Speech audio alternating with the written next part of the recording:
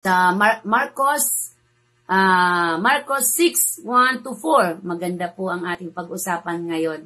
Amen. So, sabi doon, sabay na lang po kayo ha, umalis doon si Jesus at umuwi siya sa sariling bayan, kasama ang kanyang mga alagad. Pagdating ng araw ng pamamahinga, si Jesus ay nagturo sa sinagoga. Maraming tao ang nakarinig sa kanya at sa kanyang pagkamanghay, nagtanungan sila. Saan niya natutunan ang lahat ng iyan? Anong karunungan itong ipinagkaloob sa kanya? Paano siya nakakagawa ng mga himala? Hindi ba ito ang karpinterong anak ni Maria at kapatid ni Santiago, Jose at Judas at Simon? Taga rito rin ang kanyang mga kapatid na babae. Hindi ba? Kaya hindi sila naniwala sa kanya. Verse 4. Dahil dito, sinabi ni Jesus sa kanila, ang isang propeta ay iginagalang ng lahat, maliban ng kanyang mga kababayan, mga kamag-anak at ng kanyang pamilya. Hindi siya nakakagawa ng himala roon, maliban na lamang na may sakit, pinapatungan niya ng kanyang kamay, pinagaling na mga siya dahil sa ayaw nilang maniwala sa kanya. Amen. Ama, sa pangalan ni Jesus, tulungan po ang aking labi, ikaw po ang magbigay ng word of encouragement, bayaan po ang Holy Spirit na magturo sa amin upang kami patuloy na lumago at maunawaan ang iyong salita sa gabing ito. Samahan po kami, Ama, not my will, but your will be done. Anoint my lips, in the mighty name of Jesus Christ we pray. Amen! Salamat po. Pag-usapan po natin ang salitang tisod. Ayan. So, yan yung ating pag-usapan. Dito sa ating binasa, patuloy nating maunawaan kung bakit maraming taong natitisod. Yung po palang salitang tisod, yung po ay worldly term na dapat po pala hindi sa atin lumalabas na bibig. Ay, alam mo yung attitude, ay, natisod si kapatid dahil sa ugali mo. Di po ba? Maraparati ko pong naririnig, ay, hindi na dumadalo si kapatid, natisod daw sa iyong ugali. Ay, hindi na nadalo si kapatid kasi natisod sa iyong ganito. Ano po, alamin natin. Bakit ba ang tao ay natitisod? Sabi dito, ating alamin, why people easily get offended. Kasi po, yung salitang term na tisod ay sa mundo. So dito sa ating mga buhay, sa pagkristyano na tayo, yung term na tisod po ay offended. Kaya po sa ating mga buhay, tanungin ko po kayo dyan, mga kapatid, sino po ngayon na tayo Christian na, sino pa rin po sa atin yung madaling ma-offend kapag may narinig na salita ng Diyos, kapag mayroong hindi nagustuhan, may nakita, agad-agad nagre-react. Di po ba? Ganun po ang mga tao. May Kristiyano o hindi Kristiyano. Kaya po kalimitan, halimbawa, may naimbitahan ka sa church, isinama mo, ay hindi na dumalo. Ay bakit? Ay hindi nagustuhan yung church, walang aircon, walang electric fan, walang magagandang kagamitan, walang gitara, walang tugtugin, walang nagpapaawit, hindi gusto yung kanta, ay lahat ng pinuna. At doon sa nakitang napuna, ay hindi na bumalik, ay ako nagdumalo doon. Oh, eh di ano sasabihin ng mga nakasama, ay hindi na dumalo si kapatid na tisod. Pero sa gabing ito, nawa po, iwasan natin yung salitang tisod. Kasi yung salitang tisod ay term ng mga tao sa mundo na wala pang Diyos. Alamin na po natin, para tayo ay may matutunan naman. Sabi dito, bakit ang mga tao ay madaling ma-offend? Lalo't higit sa salita ng Diyos. Dito sa ating binasa, nabasa po natin, ito'y patungkol kay Jesus Christ, yung mga Pariseyo at yung mga tao nung time nila sa panahon ni Jesus, mga Saduseyo, Pariseyo, Ay, lahat na yun, lahat ay humahatol kay Jesus Christ. Pero sabi muna dito, ano ba yung meaning ng offended? Bakit ba tayo mabilis ma-offended? Sabi doon, ito yung mga tao na kapag mabilis ma-offended, sila yung madaling masugatan. Sila yung nagagalit, na-upset, at sila yung madali na nasasad kapag nakarinig ng isang bagay galing sa kanyang kapatid o ginawa o narinig. Yun ang ibig sabihin ng salitang offended, na offended. At sabi pa dito, in a biblical way po yung offended ay ito po yung dahilan ng pagkakasala ng tao. Once na tayo na offended, yun yung beginning na ikaw ay magkasala. Ay bakit po? Ay kasi nga po, kapag ikina-offended, di ba? Ikaw ay sasamaan loob. Ikaw ay ma-upset, hindi ka nadadalo. Ayaw mo nang kausapin yung kapatid mo dahil may napagsabihan mo. May nasabihan mo na isang bagay ay hindi niya nagustuhan, hindi na-upset, ay di nagkaroon ng problema. Kaya po talaga na maunawaan natin na hindi po tayo dapat manatili sa salitang yan. Dapat kalimutan natin yan sa mundo yung term na yan, yung tisod. So, sabi pa po dito, kaya po pala tayo ay magkakasala in a biblical way kasi nga po yung salitang offended, tayo po ay nasasaktan. Nasasaktan tayo, kung minsan tayo nakakasakit ng ating kapwa at tayo naman ay nakakatanggap din naman ng sakit. Ano po? Kaya po, ay grabe ang mundo. Ano? So, yun po yun. So, once na tayo na-offended, tayo ay nagkakasala sa harapan. Nag-comment lang po kayo dyan ha, kung anong pagkaunawa nyo doon sa salitang offended, bakit yung offended ay maraming broken, nagkakaroon ng di pagkakaunawaan kapag na-offended ang isang tao. Ano pa po yung pagkaunawa nyo sa offended? Yung para po bang nasaling yung, tama po ba mga kapatid, once na nasaling yung puso mo, tama po ba yung salitang yon? Mayroon po kasing ganun tao pag nasaling siya, kapag yung nabanggit mo ay hindi niya gusto, ay sasama talaga ang loob. At yun ay offended. At yung po palang ganun ay kasalanan.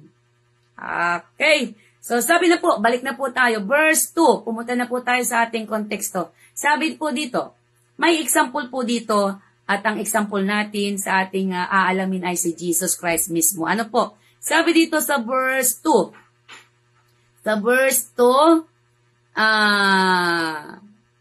pagdating ng araw ng pamamahinga, si Jesus ay nagturo sa sinaguga. Maraming tao ang nakarinig sa kanya at sa kanilang pagkamanghay nagtanungan siya. Saan niya natutunan ang lahat ng iyan? Anong karunungan itong ipinagkaloob sa kanya? Paano siya nakagawa ng mga himala? So,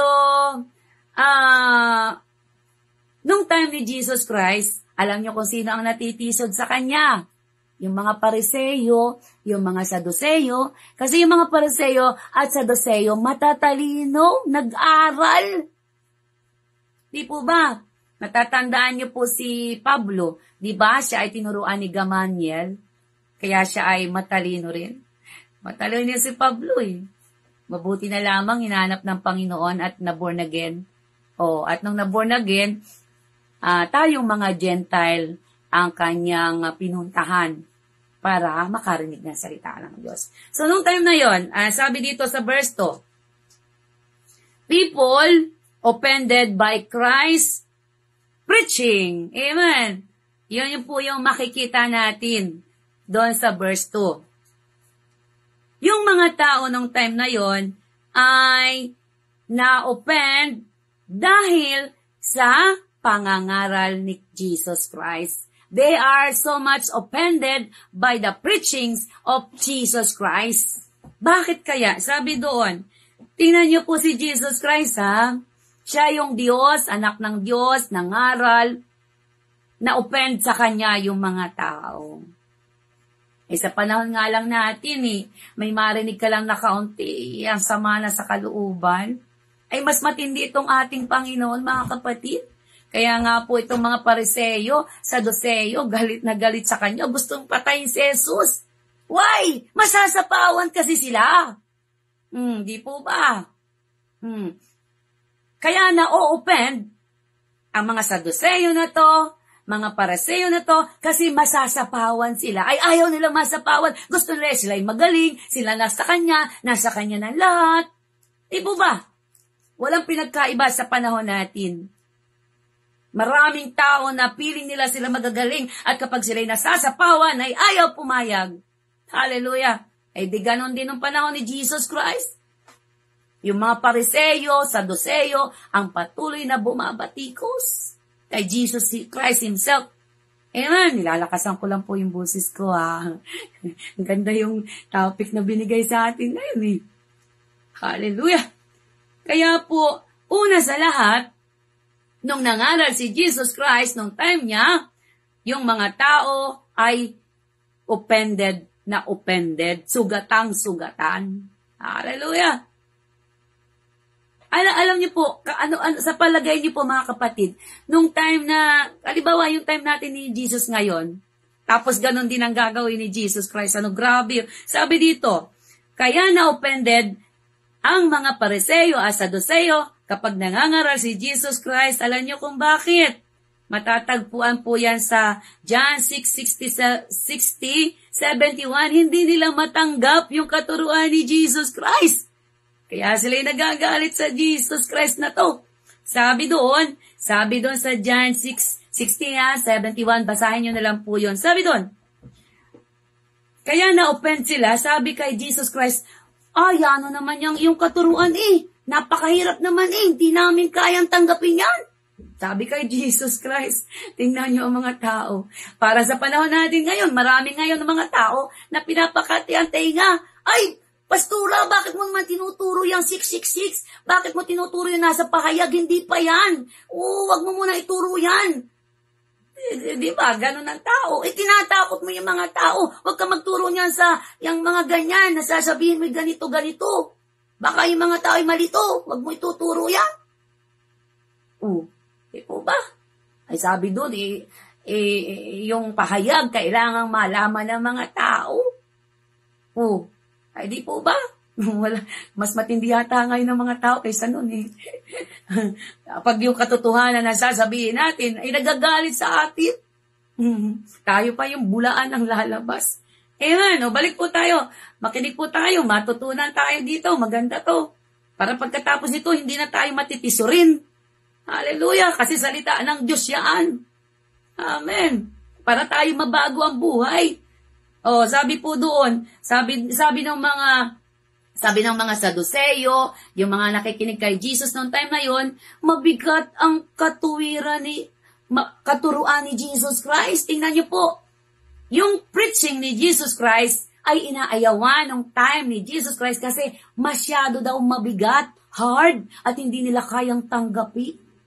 Sila'y offended by the preaching of Jesus Christ. Because they don't want to hear the truth about their life and their sin. Hallelujah! Kaya sabi ni Jesus, mga hypocrites kayo! Matatalino pa naman kayo!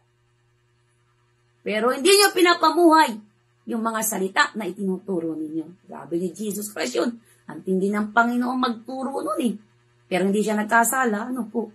Hallelujah! Sabi pa doon, sabi dito, yung mga salita ng Diyos, yung mga pinapangaral ng Panginoon ay hindi matanggap ng mga Pariseyo. Mabigat daw Mabigat yung katuruan. Grabe Samantalang yung katuruan na sinasabi ni Jesus ay nakasulat na rin doon sa Old Testament.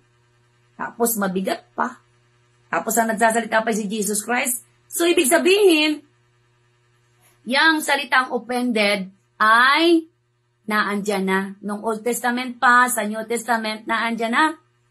Di po ba? Kaya po wala tayong magagawa. Nasusulat po. Ang mahalaga lamang siguro sa panahon natin ito, pag nalampasan natin yon, hindi na tayo parang katulad ng mga bata. Natatandaan nyo rin po yung sabi ni Pablo sa Corinthian. Nung ako ay bata, ako ay nag-iisip na parang bata. Pero nung ako ay tumanda na, ang kaisipan ko ay nagiging matured na din. So, hindi pala tayo mananatiling isip bata. Kailangan tayo mag-mature sa ating pananampalataya kay Kristo. Hindi tayo parating ang iniinom ay gatas. Kaya nga sabi doon, dapat sa panahon natin mga kapatid tayo tagapagturo na. Pero sabi yun, ay hindi kayo makapagturo kasi gatas pa kayo. Pero nakakalungkot nito, 30 years ka ng mananampalataya, 30 years, 40 years, tapos gatas pa rin. Ay di po ba, ay di kapag narinig mo itong katuruan ni Jesus Christ, ay di ma-open ka din. Ay ayaw ko nang dumalo doon. Ay yun daw yung 666, yung tatak ng halimaw. Ay yun daw yung yung bakulang na inilagay sa katawan. Ay ako na doon, ay ako na. O di po ba? Ayaw makarinig ng katotohanan. Nagagalit. Eh di mag-research po kayo para makita niyo yung katotohanan. Ang problema kasi sa tao ngayon, ayaw mag-research. Natatakot sigurong harapin yung katotohanan. Hallelujah! Purihin ang Panginoon. Kaya po, yun po yung time ni Jesus Christ. Hindi siya matanggap ng mga tao. Kasi nga, yung kanyang teaching ay matindi. Puro katotohanan yung teaching ni Jesus Christ. Mabigat. Hindi nila kayang tanggapin. Amen. Kaya po napakaliwanag. O sabi pa po dito, basahin ko nga po ito. Sabi pa rin po sa Luke, at least po matuto po tayo sa gabing ito about the word of ended. Amen. So sabi pa dito sa verse 63, yung mga taong ayaw maniwala kay Kristo o sumampalataya, kasi nga po yung mga nakikinig nung time na yon ay nabibigatan sa katuruan ni Jesus Christ. Kagaya po sa Lucas 14:26-33. Ang sabi doon, ang pagsunod kay Jesus Christ, it costs life. Kaya po ang sabi ng mga Saduceo, mabigat na sumunod kay Kristo kasi ang pagsunod kay Kristo ay may babayaran po tayo. Ano po? Mayroon po tayong cost. Amen. Sabi doon. At sabi doon, kagaya ni Jesus Christ, di po ba? Ano ang ibinayad niya para tayo maligtas? Buhay niya, dugo niya. Amen? Purihin ang Panginoon. Hallelujah. Kaya po, sabi dito, kaya po nung time na yon talagang maraming nagalit kay Jesus. Kasi po talagang tinuturo niya yung truth katotohanan. So, maraming tao ang na-offended, kaya siya ay gustong ipapatay. Imagine nyo yun nagsasabi ng katotohanan, ipapapatay. Amen. So, bakit po pala, ito, bakit po pala ang mga tao ay nasasaktan? Sabi po dito, people are angry to Jesus Christ. Why? Kasi nga po, nasasagi ang kanilang ego, yung kanilang puso, at ine-expose ni Jesus Christ yung mga nasa puso ng tao nung time na yon, yung mga attitude. Kaya po marami ang tumalikod kay Jesus Christ. Marami pong sumusunod kay Jesus Christ nung time na yon. Pero dahil sabi nga, mabigat ang iyong katuruan, hindi ko kaya. So kaya sila ay umalis, nag-backslide, bumalik sila sa dating buhay.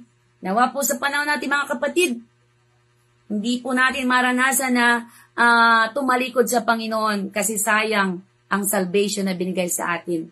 Nawa po hindi natin maranasan na tumalikod dahil lamang hindi natin matanggap yung katuruan ng Panginoon.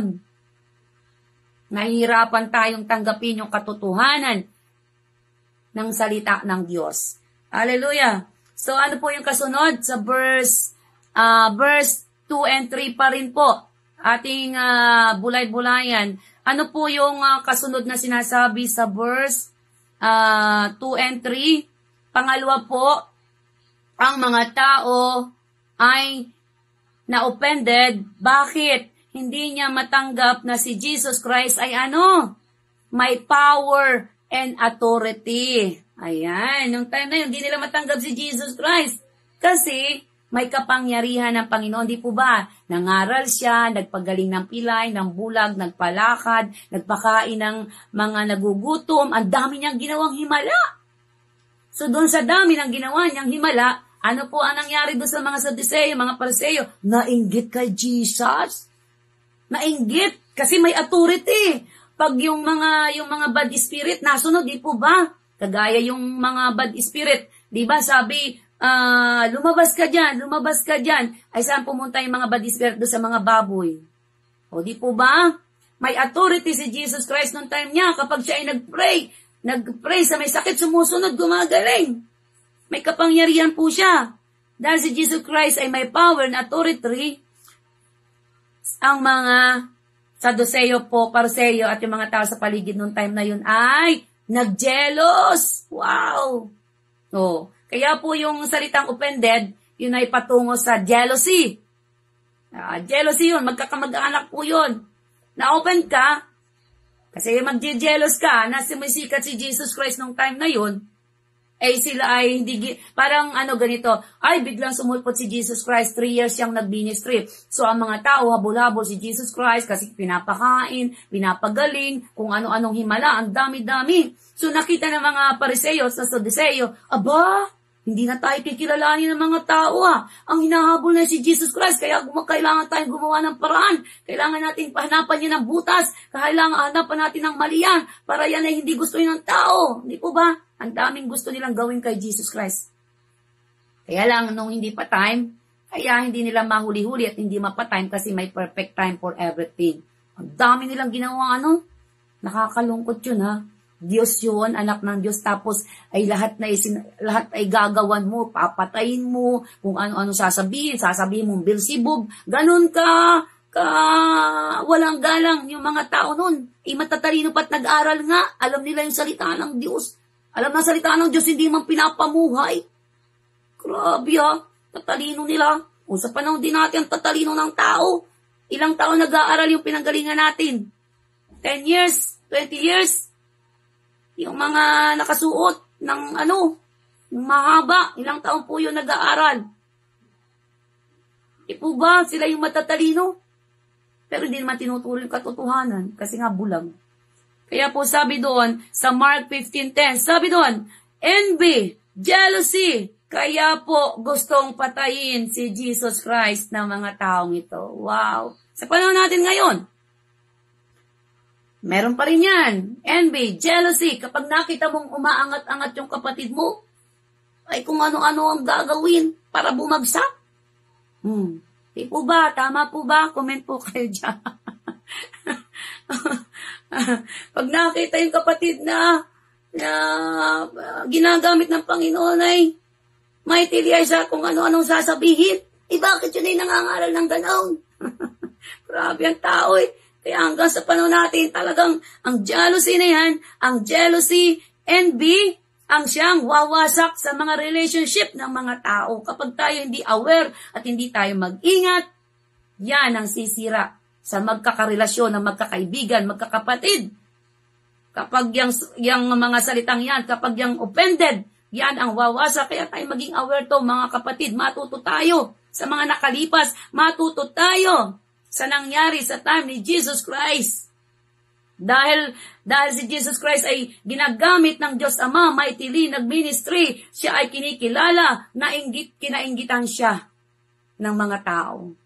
So sa panahon natin ngayon, kung mayroong mga kapatiran, mga lingkod ng Diyos, kinagamit mightily, ibayaan mo ang Diyos ang bahala doon.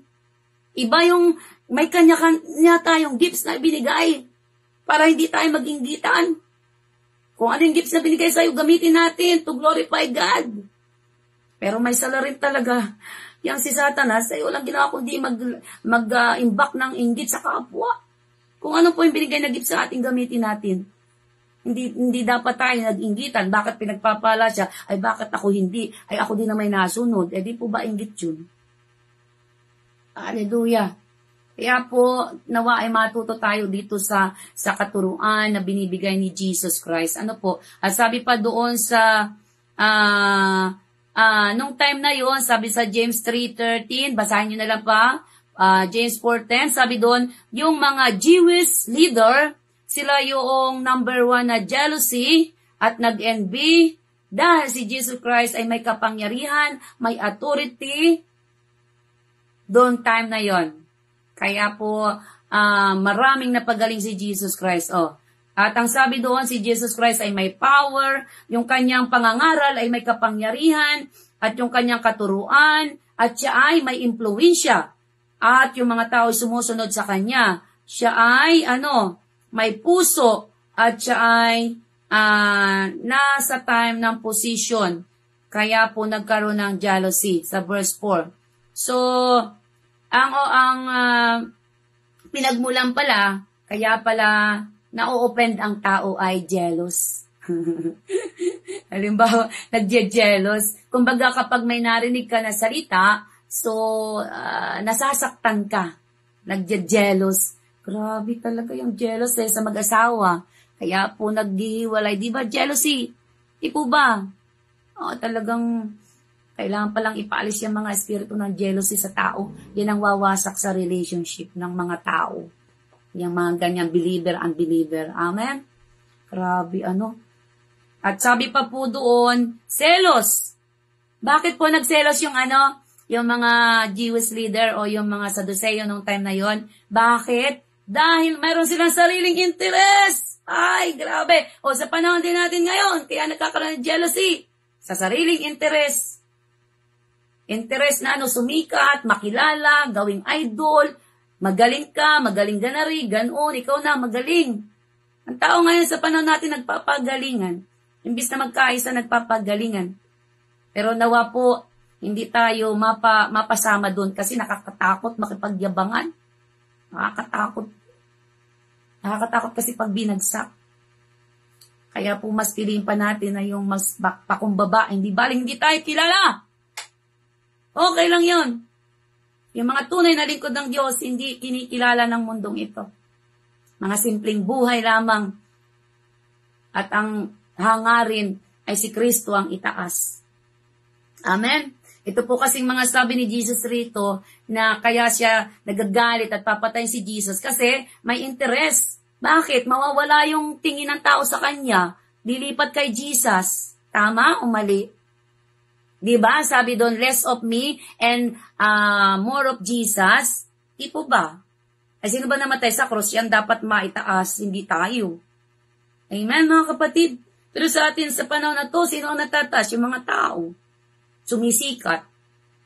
At tingnan niyo po yung mga na-vlogger dyan, ang dami. Sila yung sikat. Ay, nasaan si Jesus? Nawawala.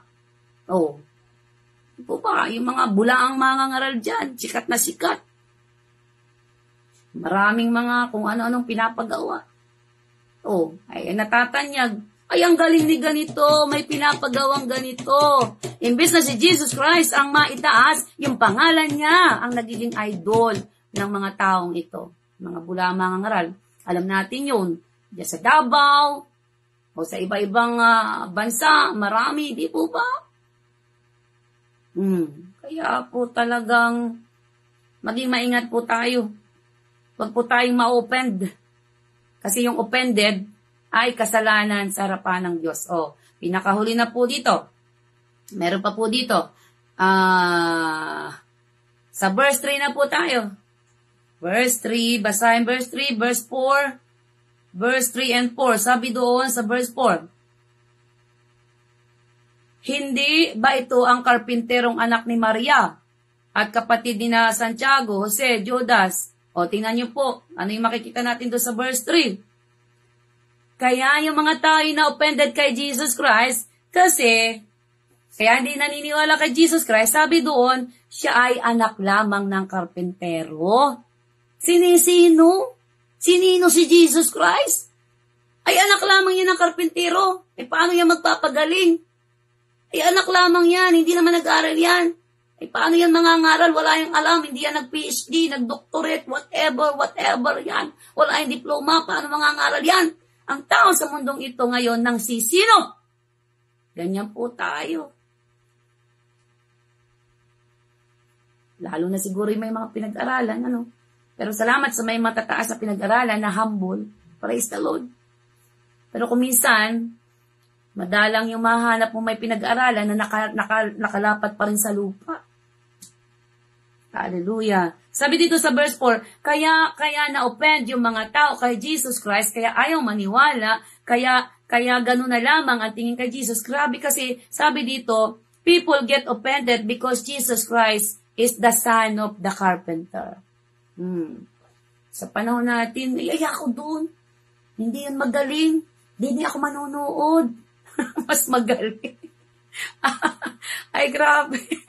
Sa panahon natin ngayon, ang tayo namimili. Tama rin naman, biblical mga kapatid, sabi doon, we cannot please anybody. Merong may gusto sa'yo, merong may ayaw. Kaya purihin ang Panginoon. Hallelujah. Nakakatuwa ang ating word of encouragement Hallelujah. Ang sabi dito, wala silang paniwala kay Jesus Christ. Kahit nakita nila nagpapagaling, ang dami-daming miracle, pero alam nila yung background ng tao, anak siya ng karpintero. Kaya yung mga tao ay hindi maniwala, lalo tigit yung kapamilya. Mga kapamilya! Yung mga kapamilya, kapitbahay, ayaw maniwala kay Jesus Christ na siya yung Son of God at siya ang tagapagligtas. Tama po ba? Ay sabi doon, kaunti lang ang naniwala doon sa lugar ni Jesus Christ. Sabi doon, tingnan niyo po, hindi siya nakagawa ng himala roon sa lugar ni Jesus Christ, maliban sa ilang may sakit. Yung ibang may sakit, ipinanalangin niya at pinatungan niya ng kanyang kamay at pinagaling. Tingnan mo po, doon sa lugar ni Jesus Christ, siya ay nagpipray, nagpapagaling, pero maraming tao ang hindi naniwala, offended. Why? Because they know Jesus Christ is the son of carpenter. Sa panahon natin siya sa mga lugar-lugar niyo mga kapatid. Di po ba? Kung minsan nahihirapan tayong magbahagi sa pamilya natin, kamag-anakan, kaibigan, kakilala. Why? Kilala nila tayo. Hindi sila naniniwala. Ganon katindi ang tao. Nakatingin sila sa outward appearance ng tao. Pero salamat na lang sa Lord mga kapatid, ang tinitingnan niya ay puso. Yung puso natin, kung tayo totoo o tayo fake lamang sa harapan ng camera. Mabuti na lang alam ng Panginoon ang ating mga puso. Wala tayong maitatago. At sabi dito ng Panginoon, mabuti na lamang at nababasa ni Jesus Christ ang mga puso ng tao. Alam niya, sabi niya dito. Gustong-gusto ng Panginoon na gumawa ng himala doon sa lugar na kanilang lugar, pero hindi siya makagawa kasi wala nga maniwala. At sabi dito ni Jesus Christ, namangha siya dahil ayaw nilang maniwala sa kanya. Grabe.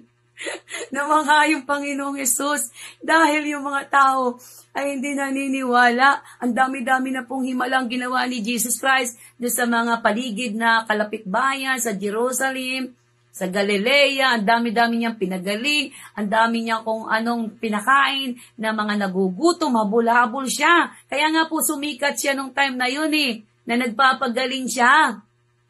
At yun ay pinagsilosan, na offended yung mga namumuno nung time na nagselos, kaya ipapapatay si Jesucristo.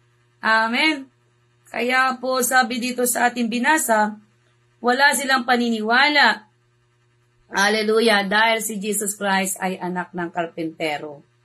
Kaya po sa ating mga buhay, sabi doon sa Mateo 13:55-56, ano yung Mateo 13:55-56? Basahin nga natin muna. Tapos na po tayo. Mateo 13, basahin natin yun. Anong ibig sabihin nun? Mateo 13. Mateo, pakihanap nga po. Sino mabilis dyan? Mateo 13. Ayan. Lumipad pa. 55-56. Ano yung nakasulat doon sa Mateo 13:55? Ayun sa kabila po. Bear with me. 55-56. Eto, basahin ko po siya. Hindi ba siya ay anak ng isang karpintero? Hindi ba siya si Maria, ang kanyang ina, at sina Santiago, Jose, at taga rito rin ang kanyang mga kapatid na babae, di ba? Saan kaya natutunan ng lahat ng iyan at siya hindi nila pinaniwalaan? Kaya sinabi ni Jesus sa kanila, ang isang propeta ay ginagalang kahit saan maliban sa kanyang sariling bayan at sariling sambahayan. At dahil ayaw nilang maniwala kay Jesus, hindi siya gumawa roon ng himala. Ano po? Kaya nakakalungkot po talaga ang mga tao.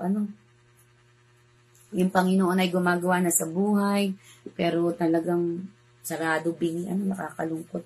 So kaya po sa ating mga buhay ngayon, sabi po dito, pinaka-challenge sa ating mga buhay.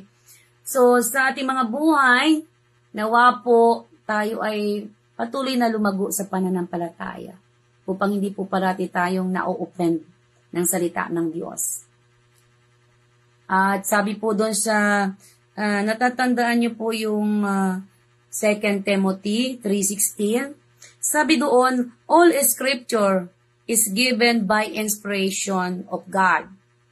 So, ang salita ng Diyos ay profitable for doctrine, for reproof, or correction, instruction, and righteousness, para po sa ikakabuti ng kanyang mga anak. So, napakaliwanag po ang salita ng Diyos.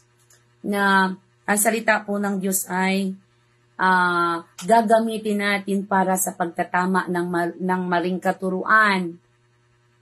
Gagamitin natin ito para i-rebuke o i-correct ang ating mga kapatiran kung kinakailangan at pinapasabihan ng Panginoon. Pero nagkukorek naman tayo with loving, di ba? Di po ba may time na ang Panginoon ay gumagamit ng mga kapatid para sabihan ka, kapatid, mapapahamak ka na, huwag ka na pumunta dyan. Pero kung minsan, kapag tayo na-rebuke, nagagalit po tayo. Ayaw natin tanggapin yung rebuke ng ating kapwa. So kapag tayo hindi pala tumanggap ng rebuke ng ating kapwa na ginagamit ng Diyos, tayo ay katulad ng mga Saduseyo at Pariseyo na gustong ipapapatay si Jesus Christ kasi yung katuruan ay mabigat, hindi tanggapin. Pero what is the use ng Word of God na sinasabi dito na ang salita ng Diyos ay to reprove us, to correct us, to rebuke us? Bakit? Kailangang may time na nire-rebuke tayo ng salita ng Diyos. Meron pa nga pong direct na mag-rebuke ang Panginoon. At doon po tayo nasasaktan. Pero sabi ng Panginoon, nire-rebuke ko, dinidisiplina ko yung aking mga anak. So once na hindi tayo nagpadisiplina, nagagalit tayo, na-open tayo kapag tayo pinayuhan, ibig sabihin, hindi ka anak ng Diyos. At sabi doon dinidisiplina ko yung anak ko . So ibig sabihin, hindi ka anak na tunay, baka ampun pa tayo. Kaya po siguro sa gabing ito, i-check natin ang ating mga puso. Kung tayo talagang anak ng Diyos o ampun lang tayo. Kasi sabi dito, ang salita ng Diyos ay magre-rebuke sa atin. Pero ang sabi doon, rebuke with love. Amen? Mas mabuti pa yung i-rebuke mo ang iyong kaibigan, di baling magalit yan sa iyo, basta sinabihan mo siya. Kasi mahal mo siya. Kaya po sa gabing ito, tandaan po natin, bilang tayo ay mga pinalaya na, dapat po tayo ay lumago sa pananalig sa Diyos para tayo po ay hindi matisod o ma-offended by the Word of God. Dahil ang salita ng Diyos sa ano nga po ba yun, Hebreo 4:12, ang salita ng Diyos ay magkabila, ay talim, kaya po talaga tatagos sa ating mga kaibuturan ng puso. At ang salita din naman ng Diyos ang nagsabi na itinutuwid niya ang kanyang mga anak. So, ang may problema po ang Diyos o tao? Kayo po ang sasagot niya. Sino po may problema, ang Diyos o tayong tao? Kagaya nung time ni Jesus Christ, ang may problema yung mga leaders na Saduseyo kasi ayaw nilang tanggapin yung mga katuruan na si Jesus Christ na mismo ang nagtuturo. Kasi baka maagawan po sila ng posisyon sa buhay. Kaya po sa gabing ito tandaan natin, kaya po may mga salita ng Diyos na tayo nare-rebuke para po ito ay para sa ikakabuti natin. Ano po? Parating ang iniisip ng salita ng Diyos o ng Panginoon, ng Holy Spirit, ay para sa ikakabuti natin, hindi po sa ikakasama. Pero po tayong mga tao, pag nire-rebuke tayo, sumasama ang ating kalooban. Ayaw nating magpatuwid. Pero nawa sa gabing ito, nakadagdag kaalaman po na wag po nating maging bukang bibig ang salitang tisod. Kasi yung pala ay worldly term. In the biblical way, ang sabi po dun ay offended. Why people offended by Christ's preaching? Kasi nga po nasasagasaan yung kanilang mga puso. Kaya po sa gabing ito, nawa po ay muli-muliin pa po natin uli yung mga binasa natin. Ano po?